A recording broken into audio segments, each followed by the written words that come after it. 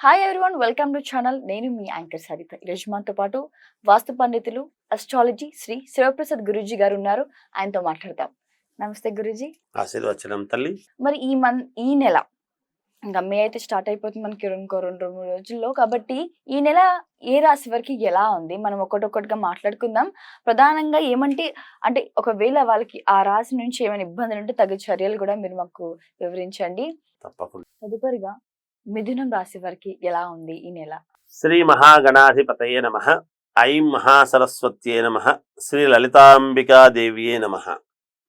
మిథున రాశి వారికి ఈ మాసము కొంతవరకు బాగుందని చెప్పాలి. కొన్ని విషయాలలో చిన్నపాటి ఇబ్బందులు అనేటువంటివి ఉన్నప్పటికీ మానసికంగా నేను ఎంత కష్టపడుతూ ఉన్నా ఈ పని జరగలేదే, నాకు ఎందుకు ఏమి అనేటువంటి ఇది ఉండినా ఖచ్చితముగా నెలాఖరులో మేలు జరిగే అవకాశాలు ఉన్నాయి. త్వరితగతిన వెంటనే ఒక నిర్ణయానికి రావడం ఎప్పుడూ కరెక్ట్ కాదు. ఇంకా నాకు బాలేదు, అయిపోయింది, ఇంకా ఏమో జరిగిపోయింది అనేటువంటి ఇది ఉండదు కాక అలా ఎవరూ ఆందోళన చెందాల్సినటువంటి పని ఎంత మాత్రము లేదు. మిథున రాశి వాళ్లకు కొత్త వ్యక్తులు పరిచయం అయ్యేటువంటి అవకాశము ఉన్నది. కొత్త ఆలోచనలు కూడా చెబుతారు గాక మీరు పాటిస్తారు పాటించరు అనేటువంటిది కొంతమందికి వాళ్ళ అనుకూలాన్ని బట్టి పాటించుకోవచ్చు, కొంతమంది పాటించలేకపోవచ్చు. కానీ కొత్త వ్యక్తులైతే పరిచయం అవుతారు. ధనపరంగా చిన్నపాటి ఇబ్బందులు కలగవచ్చును, కానీ ఉన్నట్టుండి ఆకస్మిక ధనలాభం అనేటువంటిది కూడా ఉన్నది. ఈ మాసంలో వీళ్లకు కొంత ఇబ్బందులు క్రైసిస్లో ఉన్నప్పుడు ఎక్కడి నుంచో ఒక చోటు నుంచి రావటం అనేటువంటిది జరుగుతుంది కాక అలా మేలు జరిగే అవకాశాలు ఎక్కువగా ఉన్నాయి. బంధువుల వలన శుభవార్తలు వినటము, బంధువుల వలన మేలు జరిగింది అనేటువంటి మాట రావటము, స్నేహితుల వలన ఆత్మీయుల వలన కలిసొచ్చేటువంటి విధానముగా ఉన్నది. అయితే స్త్రీ వలన కలిసొచ్చే అవకాశము ఉన్నది. స్త్రీ వలన కొంత ఇబ్బంది పడే అవకాశము కూడా ఉన్నది.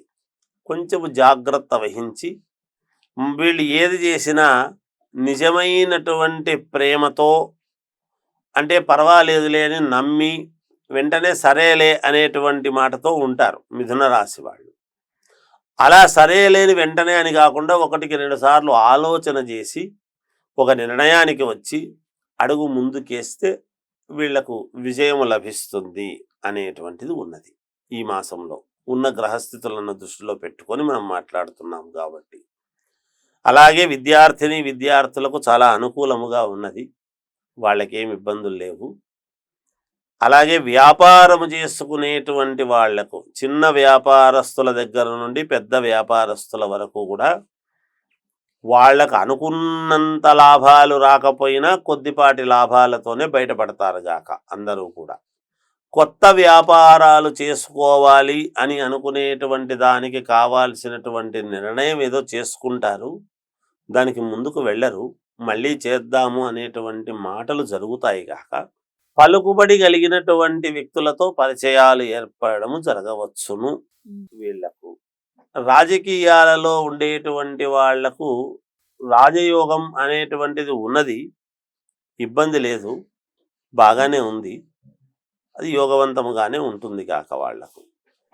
ఇక భూముల వలన ఏమైనా వివాదాలు అలాంటివి ఉంటే ఆ వివాదాలు పరిష్కార మార్గ దిశగా ఒక మాట అయితే వీళ్ళకు తెలుస్తుంది ముందుగానే. ఇంకా మెరుగైనటువంటి ఫలితాలు మేము సాధించాలి, మాకు కావాలి అని అనుకునేటువంటి వీళ్ళు అమ్మవారిని ఆరాధిస్తే మేలు